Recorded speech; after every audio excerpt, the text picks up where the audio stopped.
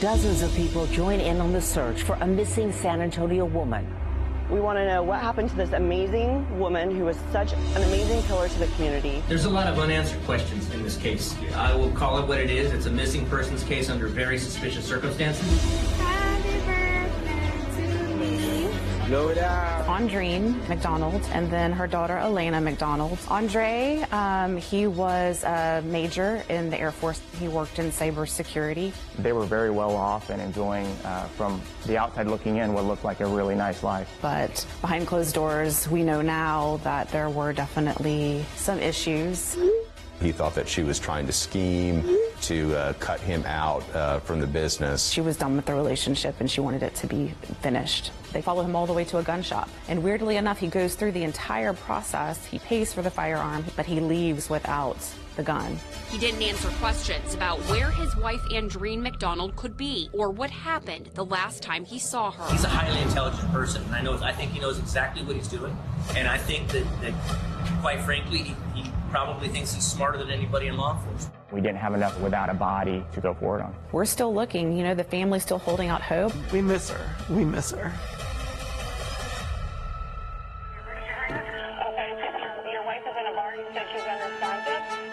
This is what he's going to tell you. How to get out of that situation. And I grabbed the gun. Trying to find the first place to put a body. No, sir. The only thing they could do was kill him. You want to say anything? We, the jury, and to find the defendant.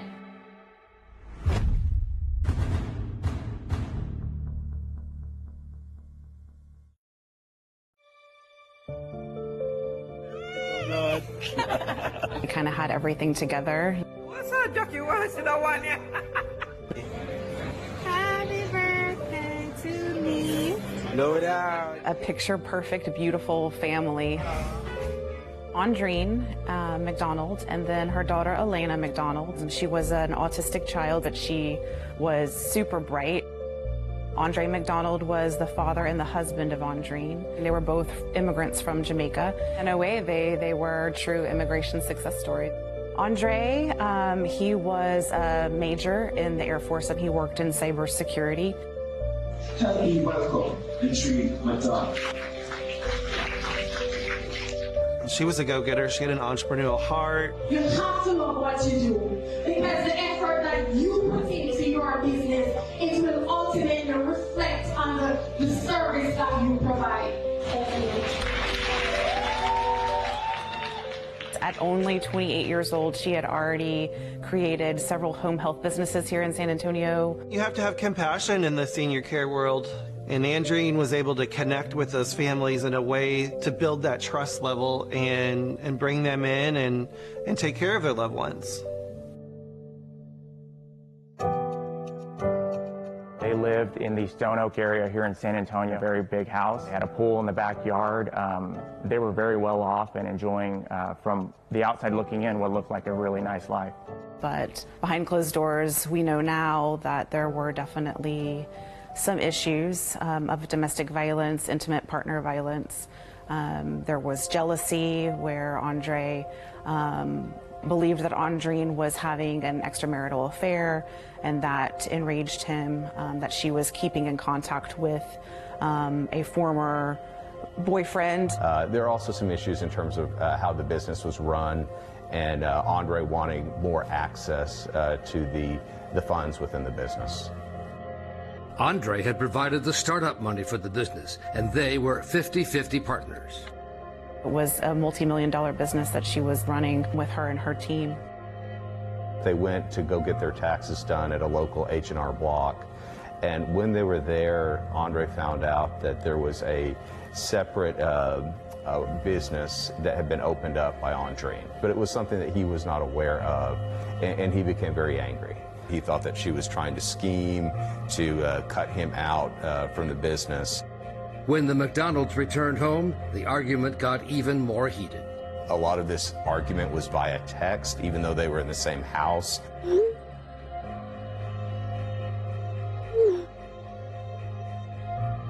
Andre later left to go get gas at a nearby gas station. We had surveillance video of that, so when he was texting at the gas station arguing with her.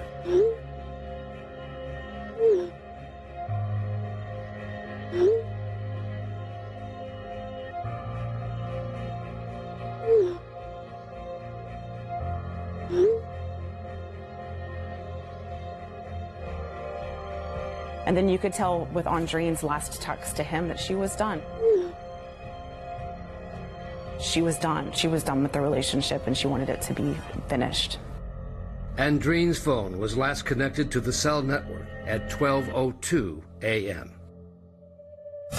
That next morning, she was scheduled to have a workout at a gym that she would go to early in the morning. Yeah! Come on, Dream!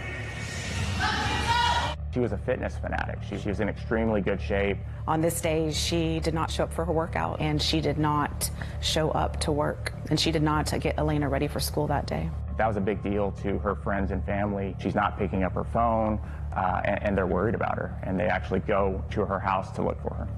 Andrene was known to suffer from kind of debilitating migraine headaches, so there was a concern that maybe she had been suffering from a headache and was passed out at the house. So at that point, they did go over to her house, and when they went into the master bathroom, they noticed that there was blood on a light switch. At that point, they went and contacted the police. Andre comes to the house. They're sort of accusing him in his face, like, where's Andrene, where's Andrene? And that's when he leaves the home and goes to check to see if she's at a hospital. We have surveillance video, and, Andre comes in there, asks, hey, is a McDonald here? And the individual at the counter, just by complete luck, there is a woman named McDonald there. Well, I think Andre wasn't expecting that response. He just weirdly takes an abrupt about face and leaves the hospital. There's a lot of unanswered questions in this case.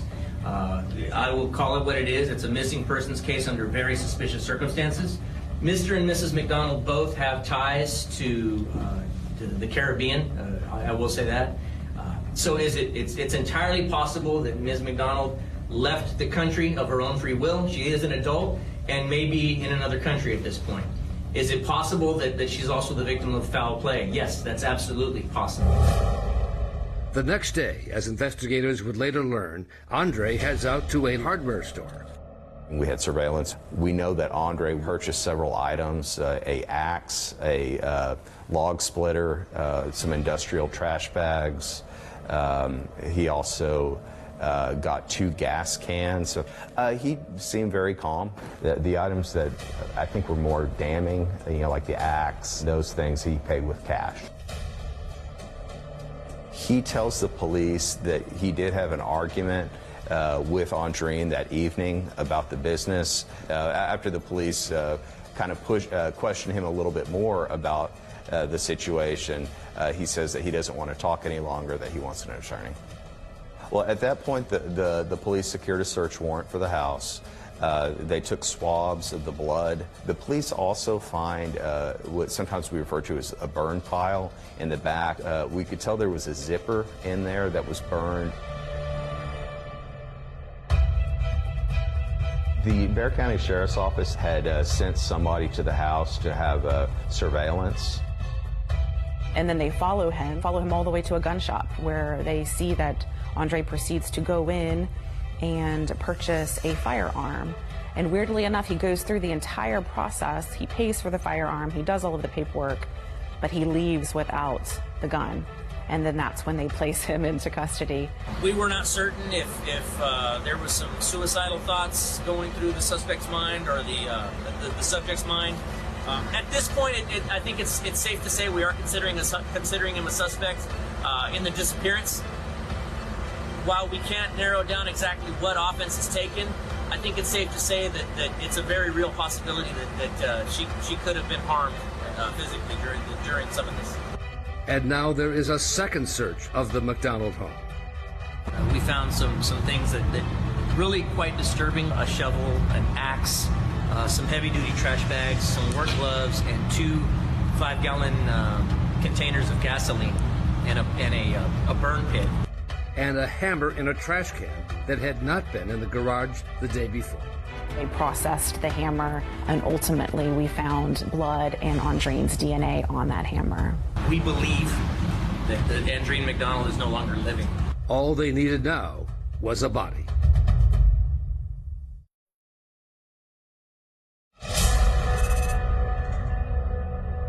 Dear Lord, Heavenly Father, we ask that you guide us, keep us, and teach us the way of the heart, and that we are doing a duty and a service. Miss Andrew, thank all of you. God bless us. Developing tonight, deputies are widening the search for Andreen McDonald. Dozens of people join in on the search for a missing San Antonio woman. Just all kinds of people came out for the search. We did about 4 searches a week from sunup to sundown. And we have to make ourselves aware of our situation because we have a lot of rattlesnakes around. They had cadaver dogs, drones, all used to make sure every inch is covered. Now, according to the sheriff, Andreen's husband, Andre, has refused to help. He never went on a search, never attempted to search, kind of dismissed the whole thing. He's a highly intelligent person, and I think he knows exactly what he's doing. And I think that quite frankly, he probably thinks he's smarter than anybody in law enforcement.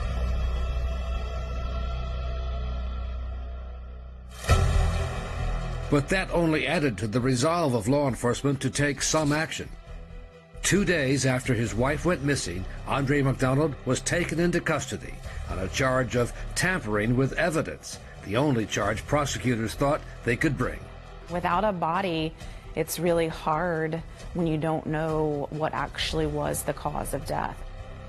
The McDonald's daughter, Elena, was put in the care of Andreen's mother, and investigators even tried to see if she knew anything about what happened to her mother.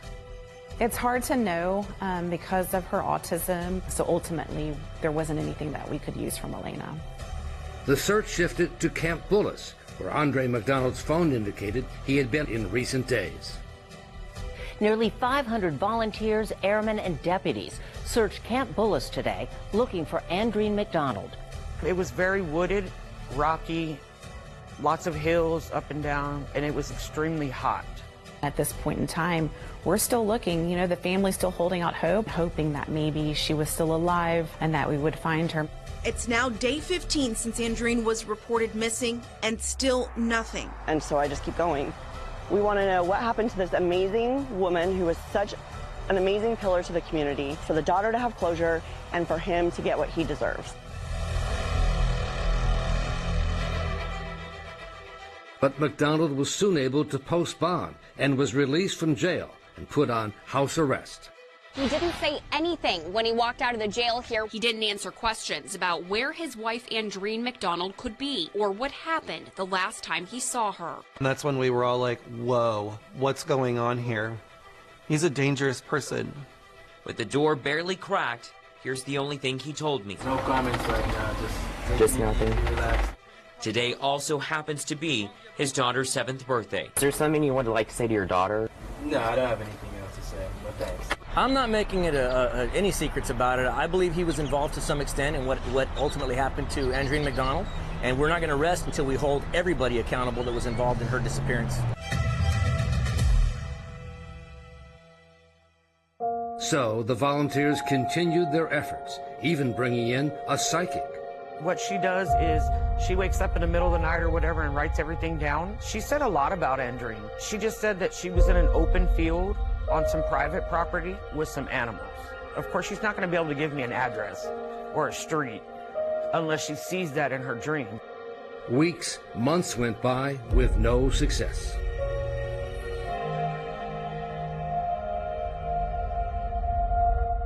New at 10, an update on the search for a mother who disappeared 8 weeks ago. The San Antonio mother and business owner has been missing for 4 months. She was out there. Sorry. You know, there's these pillars in life and pillars in the community, and Andreen was one of them. She was a pillar. Yeah, just waiting for some clue, you know. I mean, law enforcement still searching. They're still following all of the tips that are coming in from the community, doing wide, vast searches all over the city, and just nothing's uncovered. We're not getting lucky yet. We're just waiting for that break of some piece of evidence to let us know where she is. Things were starting to kind of die down, and that's when we all got the telephone call. We think we found Andreen's body. We are following breaking news right now at 10. Bexar County Sheriff's deputies have discovered human remains in North San Antonio. Investigators say that this all happened on private property and that a family friend was visiting the property owner and was out looking for a cow skull when he instead found human bones. And then we played the waiting game to find out if it was her.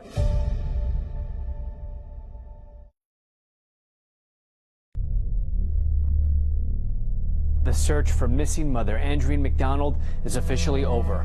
Andreen's body was hidden right underneath our nose. I mean, she was off the same road that we traveled on and commuted every day. She was basically mostly bones. There was actually a log and some cow bones sort of on top of her pelvic area that was actually placed on, and then there was burn marks. And we also found a piece of skin with a cross tattoo that was found in the weeds. And we knew that Andreen had a cross tattoo on her shoulder. And tonight, family and volunteers who searched for Andreen met at the exact same spot where she was found. We can't just allow her to fall through the shadows and through the cracks of this case. And a bunch of people came together and held a vigil for Andreen, and it was a beautiful thing. We miss her. We miss her. It's obviously a bittersweet thing at that point, and now we know for sure that she's not coming back. But it does also let us know what happened.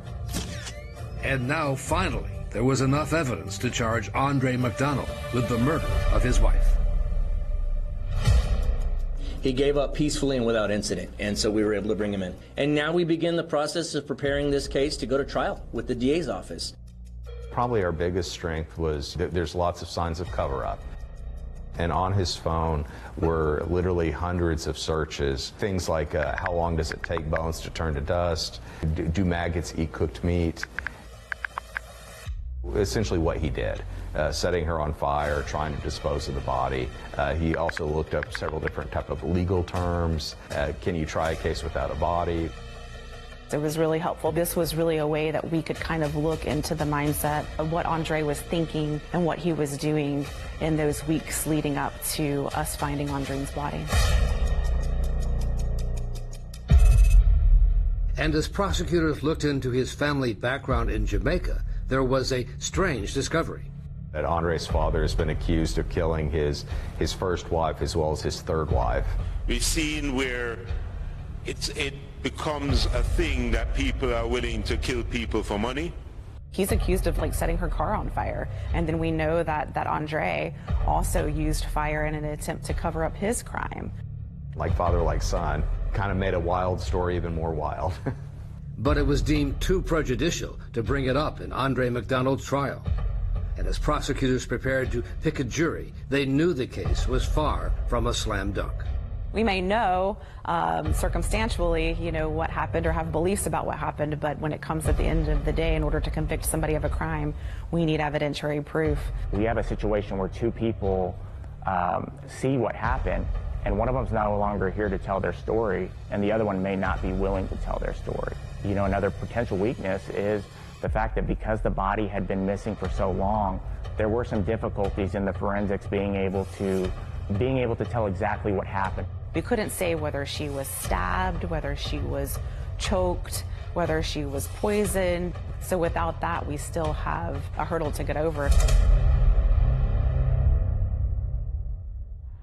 And there was also concern that Andre McDonald's connection to the military would be a plus for him in a city known as Military City, USA.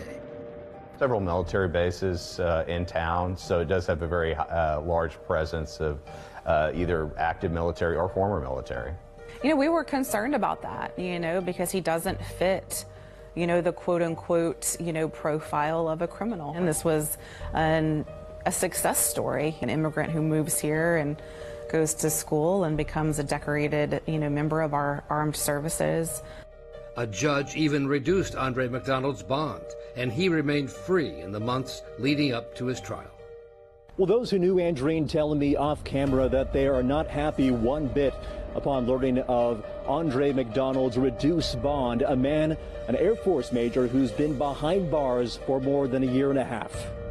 And then the weekend before the trial was set to start, the family and prosecutors were in for another surprise. At some point on Saturday, we received word that essentially Andre had called his mother-in-law and his sister-in-law, Cindy, and had essentially made some type of confession. This was obviously a shock to us that he told this to these ladies, and changed how we were going to present the case.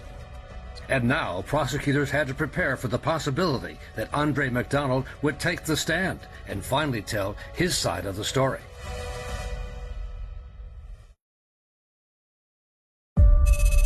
Now this morning, attorneys are going to make their opening statements in the murder case involving Air Force Reserve Major Andre McDonald.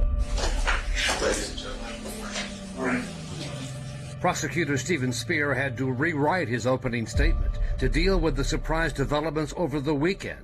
Andre McDonald's phone confession to Andreen's sister Cindy and her mother Maureen.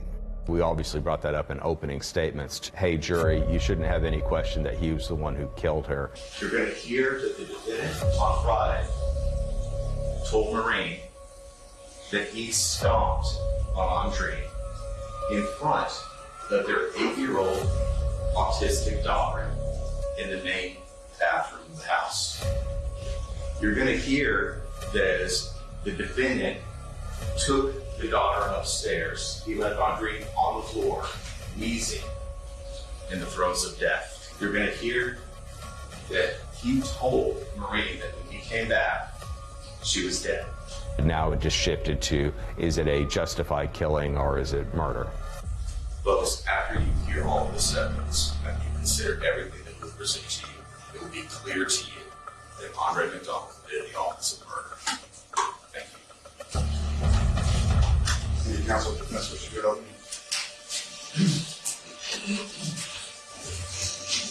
This is not a murder case. It's about responsibility. He has taken responsibility, but it's simply not murder.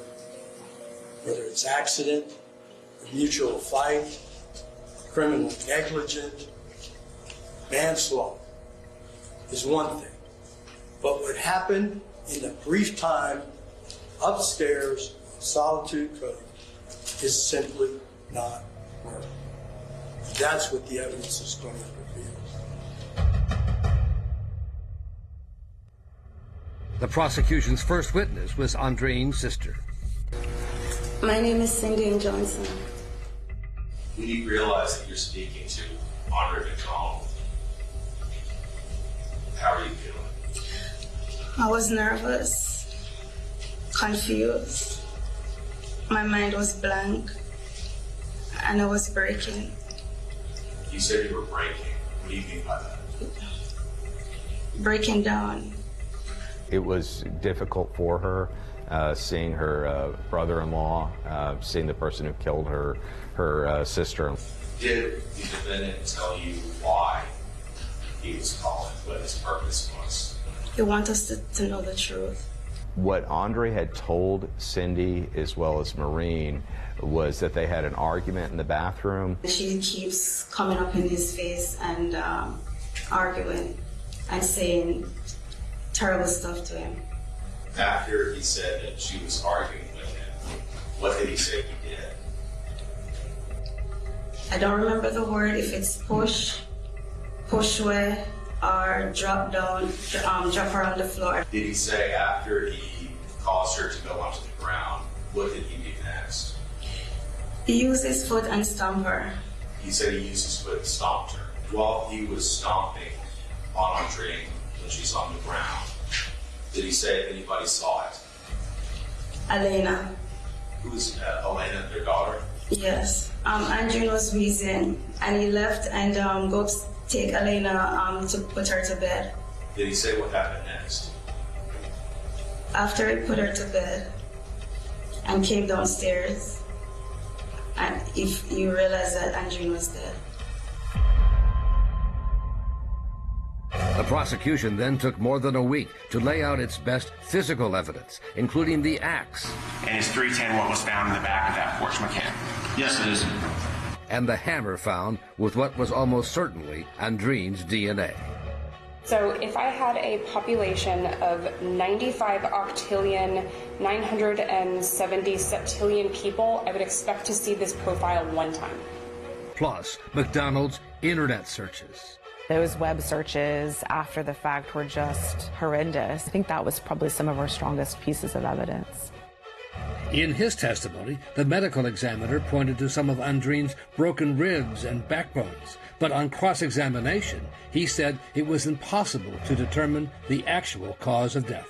Since we don't have organs, we don't have soft tissue, I can't tell you what other trauma may have been present. The rib fracture on the right side, that is an injury that could be caused by many things. It's very nonspecific, and all of the injuries are nonspecific.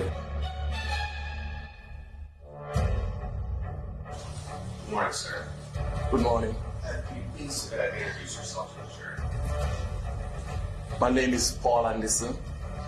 I'm the father of Andreen McDonald. He came all the way from England, and we knew that he was going to be an impactful witness. That's why we left him towards the end. Paul, were you aware that Andre and your daughter were having marital issues? Yes, sir. He said he had tried to counsel Andre after an earlier physical altercation with Andreen. Did he explain to you why he did these physically violent things to Andre? Yes, sir. What did he say? He said he was angry. The father talked to his daughter the day before she went missing. Now, was there anything different about Andreen's demeanor or how she was acting when you spoke to her that day? Yes, sir. What was different? She was crying. I'll pass the witness. Good morning, sir. Morning, sir. My name is John Hunter. I represent Andre McDonald. I just had a few questions for you.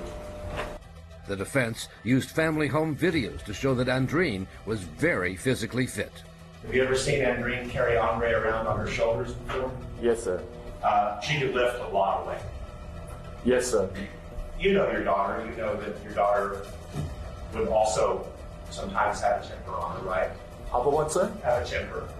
Not to my knowledge, sir. You never saw her lose her temper? No, sir.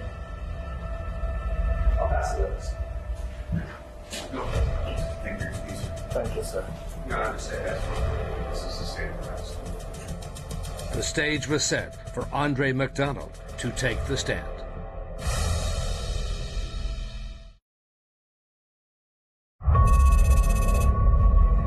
Defense calls Major Andre McDonald. McDonald was not allowed to wear his uniform, but his lawyer, John Convery, made sure the jury knew his military background and rank. Good afternoon. Good afternoon.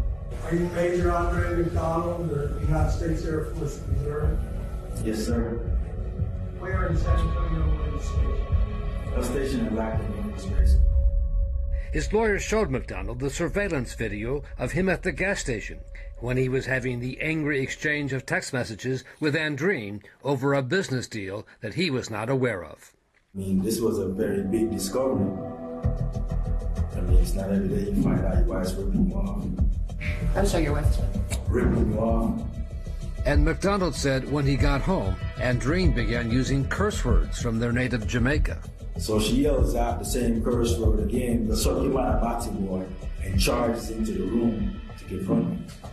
What does she look like? She's steaming, man. At that point, she's really angry. What do you say? And at that point, I said, you know what, you're trying to get me into, trouble. So. Does she stop? No, she does not. Right at that moment, what happened? So at that moment, she then repeats the Sokimana Bati boy, but this time at the end, she spits in my face. At the moment she spits in your face, what happened? So at that point, this was like reflex. I grabbed her, because she's like right in front of me, so I grabbed her head. I think we had like a clash of heads, and I think it opened up like a cut somewhere on her face, because she's a bit, taller than I am. So she's like throwing like some punches, so I'm trying to like duck down and like keep my head, my face from, getting hit with the blows. And then in between the scuffle, I remember like grabbing her and like tripping her over one of my legs, and then she like falls, and that's when I kicked her like twice when she fell. And right at that moment, what happened? I think I heard like some type of wheezing, coming out of her. And then also, like in the background, I could hear like some footsteps running. And at that point, I was like, oh, Elena. So I ran towards Elena and picked her up. And we went upstairs. After you do that, what do you do? When I noticed Andreen is still lying on the floor right next to the door. So I bent over and then I like grabbed her face and then like feel like if I could feel like a pulse or something. And then I put my ear next to like her nose to see if she was breathing, and she was not. What kind of reaction did that make? So at that point, honestly, man, I became like pretty frantic at that point because of, she's dead on the floor. We just had a fight. Obviously, I'm gonna get blamed for this. I got a 7-year-old autistic kid upstairs that was gonna take care of her. So, it was a pretty scary situation. McDonald confirmed that he took Andreen's body to the field where she was ultimately found. So I get really angry, so at that point I poured like the gas on her and then I lit the fire. And he had an explanation for the bloody hammer that had been found in his garage. So at that point, I got a hammer, body's like right there.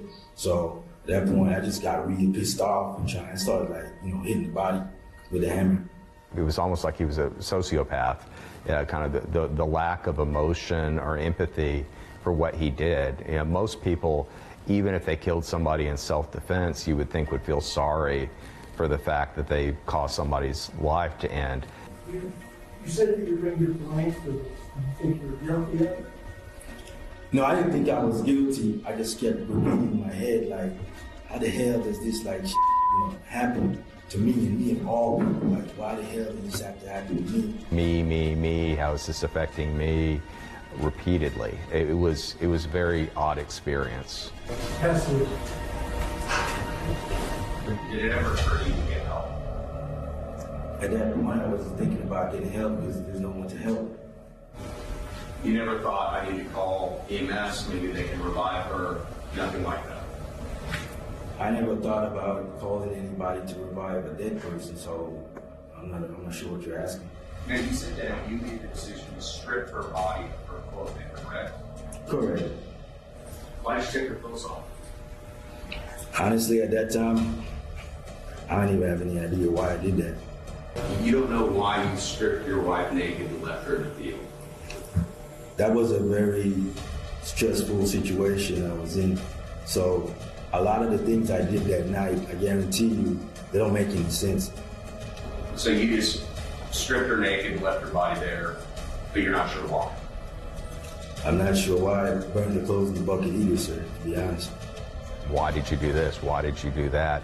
And try to emphasize to the jury that this is not somebody who's really showing any emotion or care for his wife. Now, you stated that your plan then was to just hit this body through the life of your child with a hammer. That was part of your plan.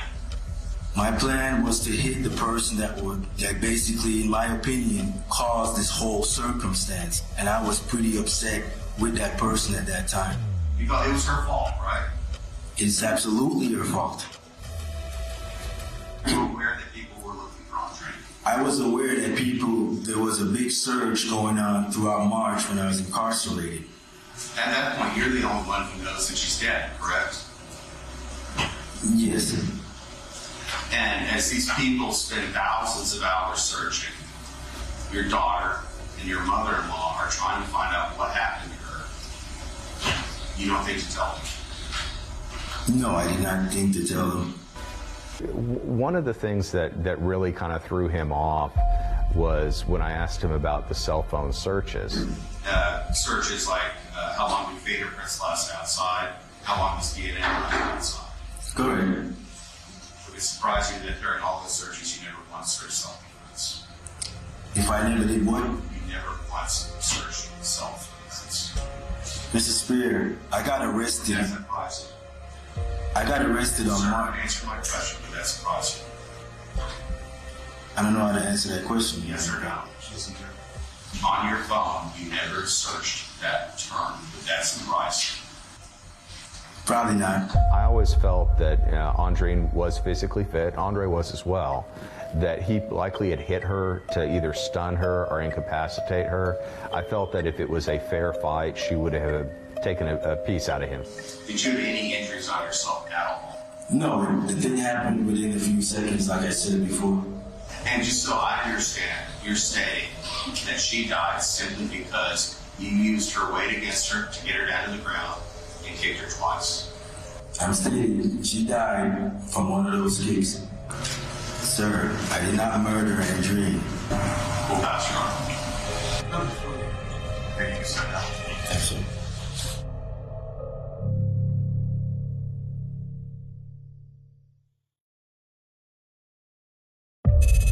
Today, the family of Andreen McDonald are in the court right now listening to closing arguments. They're wanting justice. Attorneys will make their closing arguments. For 133 days, a member of our community, Andreen McDonald, laid in a field off a Speck Road, waiting for her voice to be heard. Andreen McDonald was a mother. She was a daughter, a friend, a 29-year-old businesswoman. But she laid in a field, reduced to turning into bones. And it was all at the hands of a man who sits 20 feet from you guys. And just as Andreen wanted her voice to be heard, Andre McDonald wanted the opposite. Every step of his behavior from the time of Andreen's death was to deceive, was to cover up, was to fool everyone who was trying to find out what happened to Andreen. This is a murder case. Andre McDonald murdered his wife, Andreen McDonald. He took her and threw her in a field, and he had hoped that this day would never come. That her bones would go away, that no one would ever find this huge inconvenience that happened to him. But ladies and gentlemen, I believe that the day of responsibility for Andre McDonald has now come. Thank you. Great defense. This is not a murder case. McDonald's lawyer, John Convery, told the jury his client's actions were triggered by what Andreen had done. She moves closer still, spits in his face. Spitting in someone's face is an assault. Assault in self-defense. Andre was assaulted. He has the right to use proportionate force. He uses her forward momentum against her, trips on the force she's charging him, kicks her twice as she goes to the ground. Is it bad? Yes. It's bad. Is it murder? No, it's not.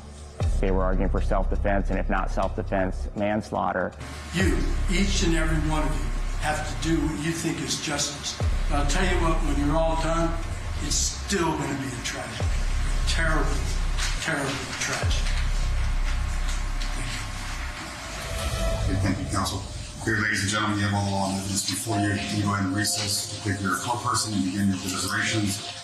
We had a long deliberation. A good portion of one afternoon, one evening, and then the judge allowed them to go home, and then they came back that next day, and it was a full day of deliberations.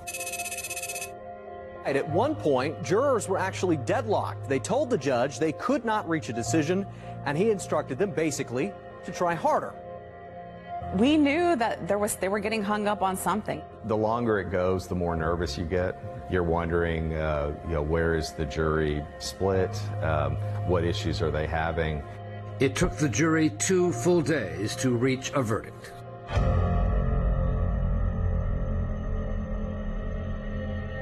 Andre McDonald, sitting alongside his team of attorneys, appeared rather calm and nodded as Judge Frank Castro read aloud the verdict that the jury came up with after nearly 14 hours of deliberations between yesterday and today. Okay, as to the count of murder charged in the indictment, the jury finds the defendant not guilty of the offense of murder, as charged in the indictment of the offense of manslaughter. Guilty.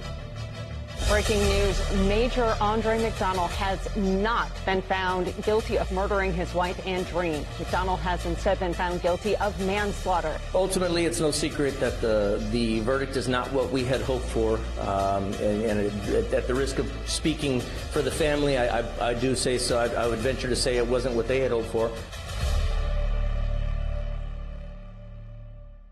Prosecutor Lauren Scott later met with the jurors.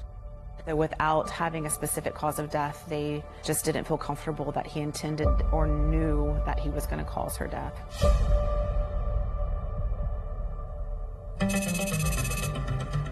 Manslaughter is a second-degree felony, so a minimum of 2 years, maximum of 20 years. You burned the body, you beat it with a hammer, and desecrated her corpse. Like after that, it didn't seem. It almost seems like an emotional, like a serial killer or something. It just didn't seem to bother you. At this point, I'm going to go ahead and sentence you to 20 years in the institutional division of the Texas Department of Criminal Justice. The maximum possible sentence. But before being taken away, the judge made sure McDonald heard from his wife's father. Despite everything, all the evidence, you must know, and that no can change. You heard me. You heard my family. I entrust you with Andrew. But I want you to know, despite of everything, I forgive you. He gave a victim impact statement that I think kind of broke all of our hearts. I'm actually showing Andre some forgiveness and some grace. The McDonald's daughter, Elena, is now being raised by her grandmother, and she provided the final word in her father's case through a letter read by a witness advocate. You killed my mother. You took away my life. And you broke my heart. And you hurt my feelings. And you will pay for what you did. And you will be punished forever.